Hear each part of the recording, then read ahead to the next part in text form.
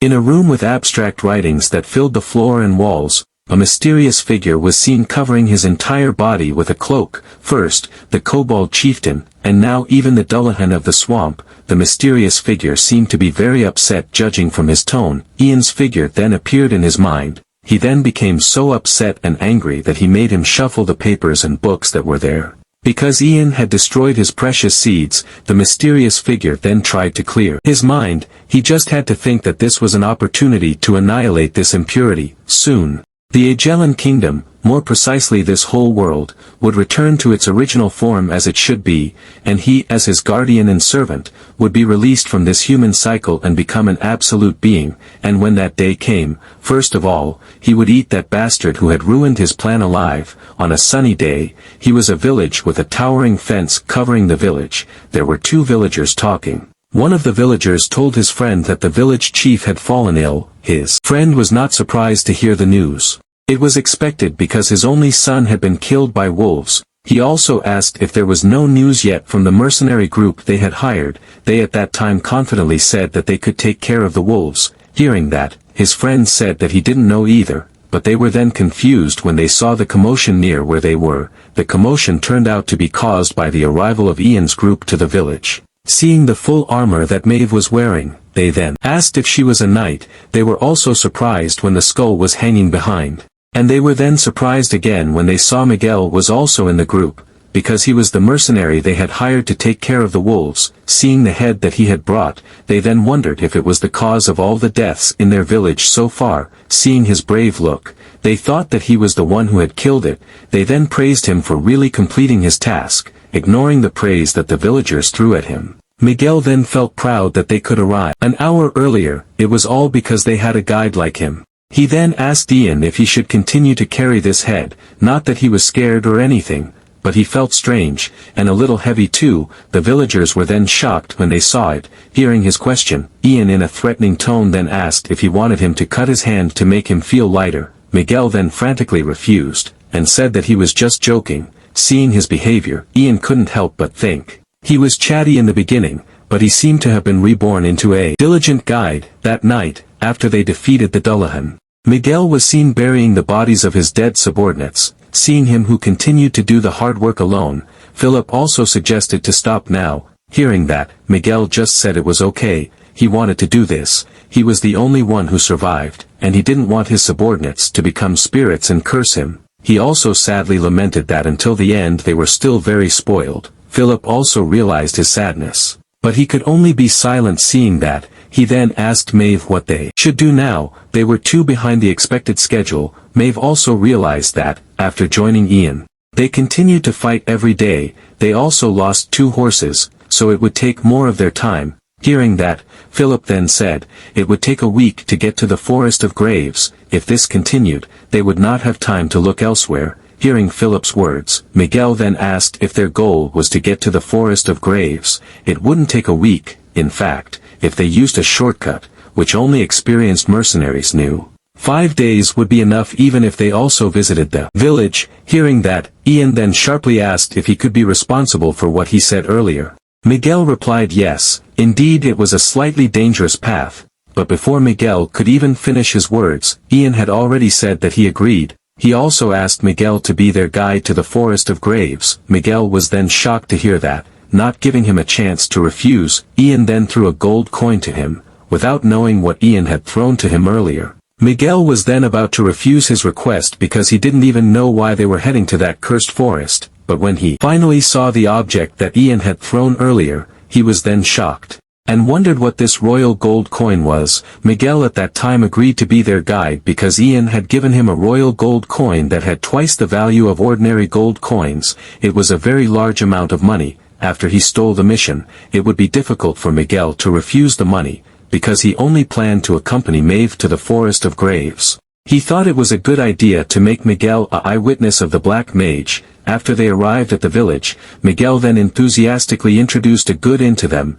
He also invited them to finish their own business first and meet at the inn later. He would return after taking care of this wolf mission. Ian had no problem with it. He then gave Philip some coins and told him to buy a horse for him too. Philip then thanked him for it. Ian then said that he only lent him the money, and told him to bring back the change. Mave then suddenly asked him, was he going to the temple of the Rue Solar as he had said earlier? She also asked if she could go with him. She also wanted to pray, but Ian immediately refused. He felt that they should go alone. He was planning to go to other places too, so it would take time. If she would be late, who would know what would happen to the two of them? Mave seemed to ponder for a while hearing that, but she then agreed. After a while, Ian then arrived in front of the Rue Solar temple. When he arrived there, he then pondered for a while. Faith and honor are important for a knight like Mave. In other words, they are perfect fools for the priest. He doesn't want to lose his money by taking her with him, so it's the best choice to refuse her. After going inside,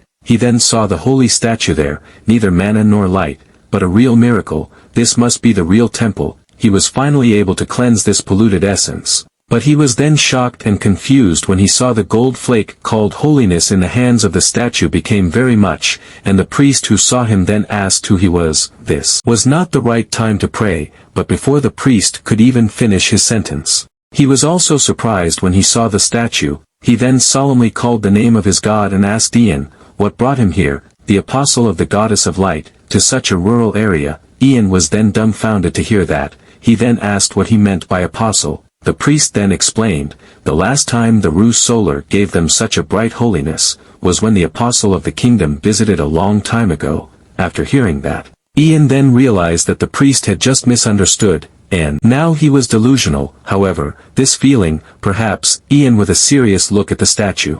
He then told the priest that if he was just a mercenary, he was neither an apostle nor a believer. The priest was then surprised to hear that. Ian don't felt good about this. It felt like something was watching him from inside the statue. He couldn't pretend to be an apostle when it was watching him like this. No one knows what punishment he will get later. Hearing that Ian was not a believer, the priest then asked if he had any plans to serve the goddess of light, the solar spirit, from now on. Hearing that, Ian just grinned slightly. He felt this was very silly. They continued to talk about the apostle, and now, he actually got the quest about becoming an apostle from the Rue Solar. This quest was also existed in the game, but his level at that time was not enough. He felt that it meant that the limit used in this game had disappeared. The priest then asked him to think about it well. He hoped he could make the right decision, and if the glorious moment comes, please remember this, faithful Edward. Ian smiled slightly after hearing that. He then said he would remember it, and therefore, he needed his help.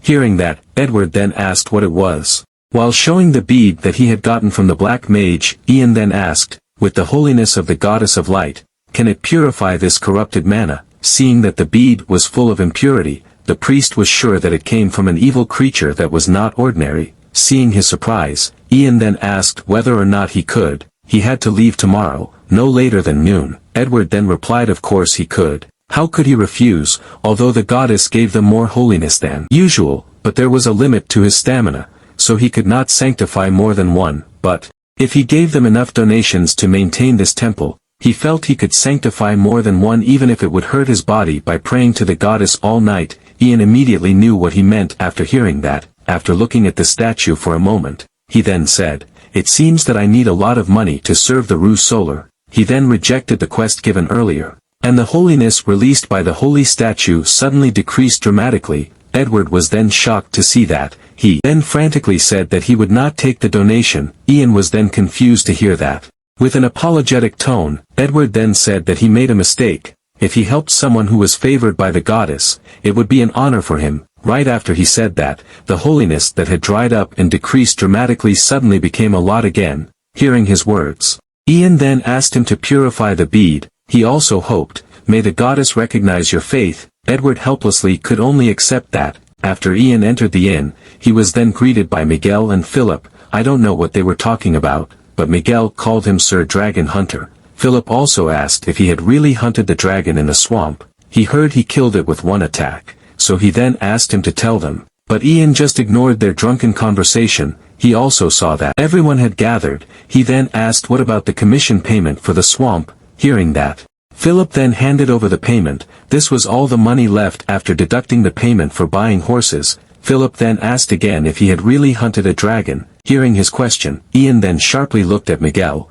Miguel then panicked at that. He then frantically said that he didn't tell him anything special. Philip was very curious about his past, so he only told him a little. seeing them curious. Ian then told them that creature was not a dragon, it was just a swamp drake that had just become an adult. A winged lizard like that would not compare to a real dragon. Ian was annoyed, their conversation had really made him remember those painful days, but before Ian could continue his story, they were already shocked and asked, had he ever seen a real dragon before? Ian was very annoyed at their attitude. He then threateningly asked if they wanted their tongues cut out.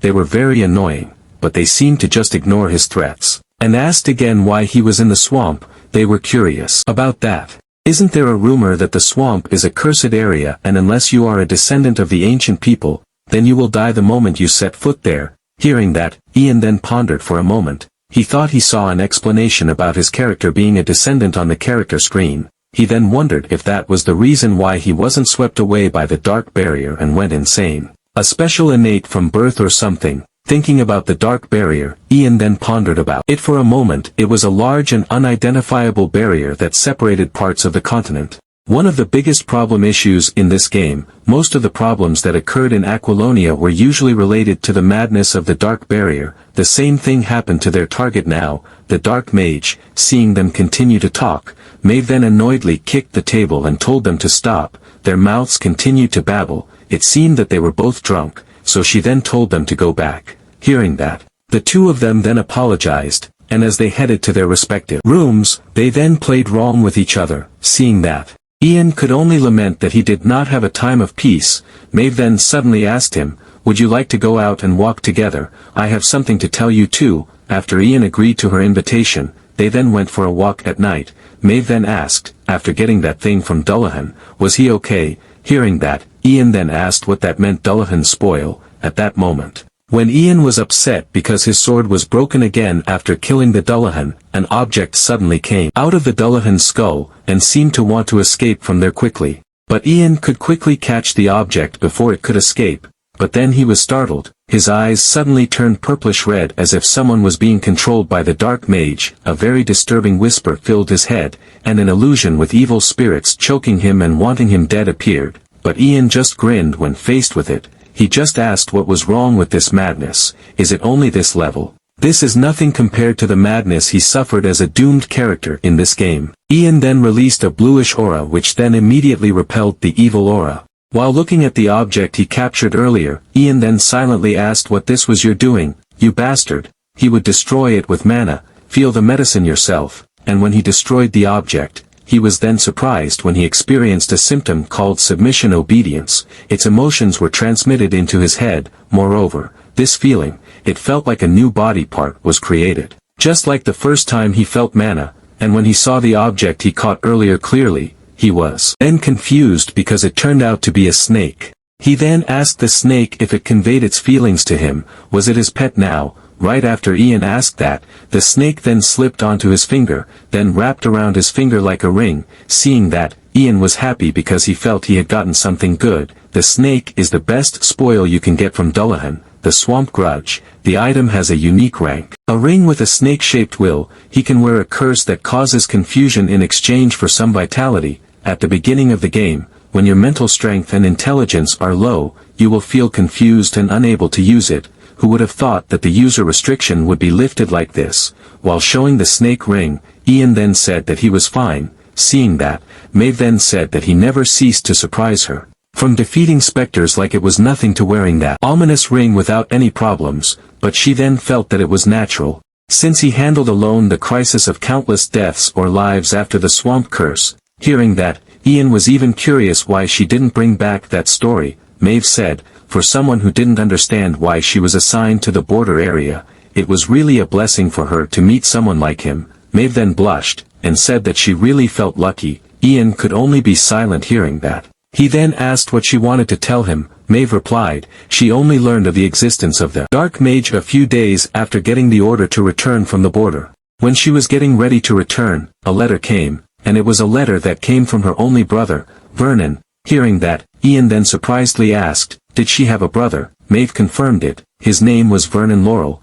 He was the patriarch of the Laurel family, the shield that protected the royal family for generations. Ian was surprised because he didn't remember seeing him in the game. He then said, This is a bit strange for you. The apostle of the tyrant will protect the front line, while your brother protects the king. Hearing that, Mave just said that if she stays there, Vernon will not get anything. Hearing that, Ian also admitted that it was a noble sacrifice, which was rare in the Dark Ages. Maybe it was her noble nature that attracted the attention of the goddess of Tyron. Mave continued, the problem was that Vernon also knew that the boy always wanted to prove his worth. She was sure that must be the reason he sent the letter. Vernon's letter stated that the seeds of darkness were growing in the kingdom, while the king was preparing for war. The dark mage they were looking for was probably one of them. Ian then asked if he could see the letter. When handing the letter to him, Mave actually wanted to ask if he could read, but she immediately abandoned her intention, because Ian had given her too many surprises.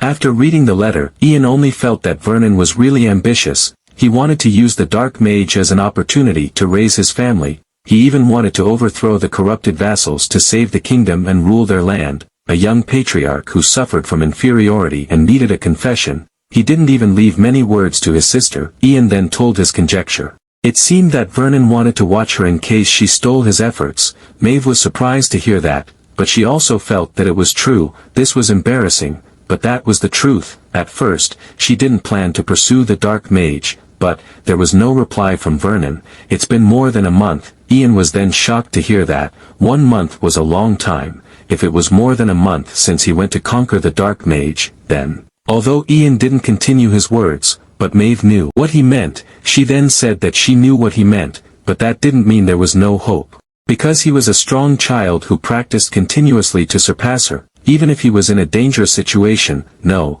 that was all the more reason for them to reveal the truth. Hearing that, Ian felt he could understand a little now, the reason why Mave became the Bleeding Avenger, the reason why she invaded the castle and tried to kill the king, what she whispered, whose revenge she was trying to complete by becoming a specter. Perhaps the game itself doesn't know if Vernon is alive or dead. She must have killed the wrong enemy while targeting a corrupt Agellan subordinate. It would be an easy prey. Mave then said to him that she also hoped that they would find the dark mage, but that was not the only reason why she was telling such a long story. Right now, they did not even know who their enemy was. That was why she needed a trustworthy assistant. It would be even better if the man was good at both literature and martial arts, someone who viewed the dark mage as his enemy. Hearing that, Ian was really curious why she was telling such a long story about something he did not even want to know. Plus, a chain quest appeared. The quest told him to find and punish the nobles who worship darkness, and now those easy prey would fall into his hands. The reward must be tempting. But, Ian then said that he was a mercenary. A mercenary never moves based on words alone. Instead, could she hold the word she just said? About her desire to sign a new contract with different terms after this commission ended, Ian did not intend to get involved in the situation quest without any plan. Hearing that, Mave replied that of course she could, considering the danger and risk of the situation. She promised to give him a proper reward, if he wanted, even a noble title. But Ian immediately said that the problem now was not the conditions. Before that, he needed to reconsider the contents of the contract, especially the companionship part. She also knew how flashy she was with her full armor. Mave also realized that, besides, in order to prove the existence of the dark mage, she had to go to the royal castle. Besides wasting time, once she entered the castle, it would not be easy to go out again, because the whole kingdom was preparing for war. So, Ian then suggested that if they split up to look for those corrupted vassals, she would look inside, while he looked outside. After saying that, Ian couldn't help but think. That meant he would go alone. After all, the goal of the subsequent quest was those corrupted vassals, so he could handle it alone. As a bonus, there was no risk of involvement for Mave with the corrupt outside the castle. Hearing his suggestion, Mave was still hesitant because she still needed outside witnesses to prove the existence of the dark mage. Hearing that, Ian then reminded her that he was not the only mercenary in the group anymore. Mave finally remembered that they also had Miguel. Ian then said that she could think about it slowly. There was still time. Hearing that, Mave said that she really couldn't understand him. She thought he wanted to talk about his condition first. Hearing that, Ian then asked if that was the reason she was talking at length. Mave confirmed that, but she thought he would play a big role in the kingdom. Then, Ian then said that he refused it. It would be a different story if she offered him more money. He also added silently, because I have to see the end of this world, from helping a paladin who can become a crazy vengeful spirit, to killing those who have fallen into the madness of the dark barrier. In the end, this is just a process. He had to find out who the culprits who had summoned him here was, and get the answer to why they were doing this. If he couldn't get the answer, at least he had to teach them a lesson. To do that, he had to survive, no matter what. The next day, they then got ready to continue their journey. Shortly before starting the journey, Mave then said, starting from this valley fortress, they would follow Miguel's guide and go straight to the forest of graves through the side road. After saying that, Mave then told Miguel to lead the way. Miguel understood. But he and Philip then silently looked at Ian because they remembered the commotion they caused last night, while Ian himself did not know about it, because he was currently busy admiring the purified essence he got. He also thought it would be good if he could immediately try it, and they then continued their journey. After a while, they then arrived at Red Valley, a suburban area. When they arrived there, Philip then complained to Miguel because the road was so bad that they couldn't even ride a horse. Miguel was also confused at this time. The road was not like this before. Hearing that, Philip then asked when exactly it was. Miguel then remembered for a moment. It was about 6 years ago. Philip was then upset to hear that. Miguel then tried to calm them down. This was not as dangerous as before. It used to be full of goblins and gremlins. Hearing that, Ian was then surprised and asked for confirmation of that. Miguel confirmed it. This place used to be their nest. They even ate grass. So this place only had trees without bark. Now, this place is full of greenery. Hearing that, Ian then caught the fallen leaves and guessed. Or maybe it was because they couldn't eat this anymore. Hearing that, Philip then asked what he meant by not being able to eat this anymore. Ian then asked, didn't he see the inanimate objects moving? Hearing that, Philip asked if he was talking about the ghouls. He then immediately realized something. What did it mean that monsters could also become ghouls? Ian explained, if the entire forest was eroded by contaminated mana, anything could happen. He also thought, as he guessed, this was the contaminated forest, the place where he had received the quest in the game. Then, the madness of the dark barrier was the cause of this too. He was not sure how the madness seeped into this suburb, but it had not been long since the contamination started. Philip could only be surprised to hear that, from the forest of graves to the contaminated forest, let alone only a day's journey from the valley fortress. Realizing the gravity of the situation, Ian then told them all to stay alert and tell him immediately if they found anything different from the garden. While pointing in a direction, Miguel then asked if he meant something like that. Hearing that, they all then simultaneously looked in the direction that Miguel pointed. There were several trees with a gloomy atmosphere surrounding them. Ian, who saw it, thought it was less mature than the last time he saw it. Ian confirmed Miguel's question, and he then advised them not to approach the trees. Hearing that, Miguel then asked what happened if they approached it. Hearing his question, Ian then told him to just try it. Seeing how much meat he had, it must really like it. Hearing that, Miguel immediately realized that it was a carnivorous tree. Ian then advised once again not to get too close, and invited them to get away from there as soon as possible. Miguel understood, and they then continued their journey with caution, by keeping a distance from the trees. Ian, who saw it, nodded in agreement, and told them to be careful and keep walking. But, when he was close to the carnivorous tree, suddenly there was a movement of the fruit on the tree. He was then shocked, when the fruit suddenly extended and became a strange creature with a snake-like shape that attacked him. But Ian was fortunately able to avoid it. But even so, the attack managed to kill his horse. They were also shocked when they saw it. Ian then could only swear after seeing his horse die. After killing his horse, the strange creature formed from the tree was then preparing to attack him again. But Ian certainly would not remain silent. He then immediately rushed towards the strange creature, then launched a powerful slash that managed to cut the strange creature. They could only be surprised when they saw the fight between the two of them. After cutting off the head of the strange creature, Ian then landed smoothly nearby. Seeing the head of a strange creature formed from a carnivorous tree, they could only feel surprised. Miguel then asked,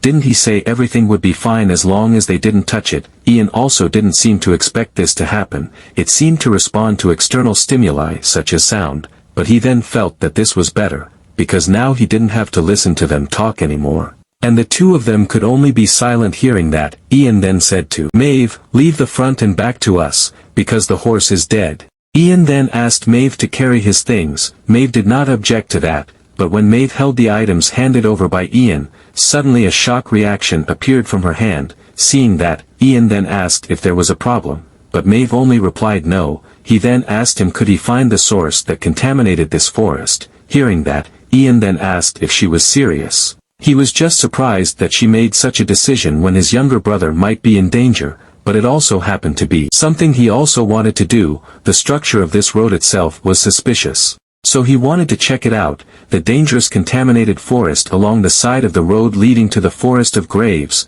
It was like they were trying to stop them from going to the Forest of Graves. They both then asked what that meant. Miguel also protested. He was only hired as a guide to the Forest of Graves, so he objected if he wanted to venture deeper into this damn forest. Hearing that, Mave then apologized to him for her sudden decision. She said she would give him a decent additional compensation fee later. She promised with her honor that he would not die or be injured. These words seemed to calm Miguel. He was also a little honored that Mave said such a thing to a lowly mercenary like him, so he then asked, "Is there any way to find it?" Ian replied, "Of course there is," and just as he said that, he then activated mana detection as well as unique characteristics, sixth senses, which has the effect of further increasing detection power. After activating the two things simultaneously, the mana then spread to the surrounding area like a spider web. After that, he then told them to follow him, on their way to find the source that contaminated the forest. They were then confronted by many strange creatures like the one faced by Ian earlier,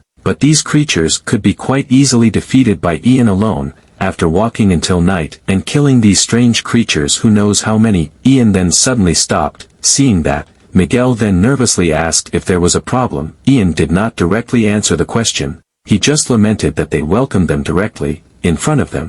There were many small green creatures with the appearance of a ghoul. Miguel and Philip also saw it. They were horrified that the goblins and kobolds turned into ghouls, although Ian felt they were all the same, but they were more similar to cordyceps now. He then said he would face them, but before Ian even took action, Mave suddenly enveloped her entire body with an aura. Seeing that, Ian then said that she should have used it earlier.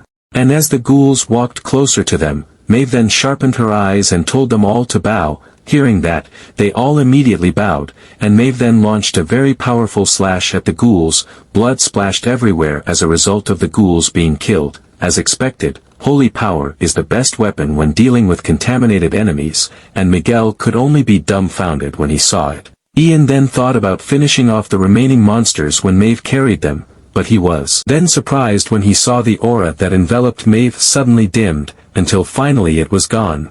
And Mave then vomited a mouthful of blood. Seeing Mave who suddenly fell, Philip then worriedly called him. Ian who saw it could only lament when he had the opportunity to be carried. He then told Miguel to take care of the horses and give him all the oil. Miguel understood. After handing over a total of 4 packs of oil, Miguel then hesitantly asked, "Don't tell me you tried to." Miguel didn't continue his words, but Ian knew what he meant, but he just told him to give him the torch and go protect Mave and the horses along with Philip. Also don't think about anything else. Hearing that, Miguel then asked what about him. While carrying the package containing the oil, Ian then said he would go to the center of the forest.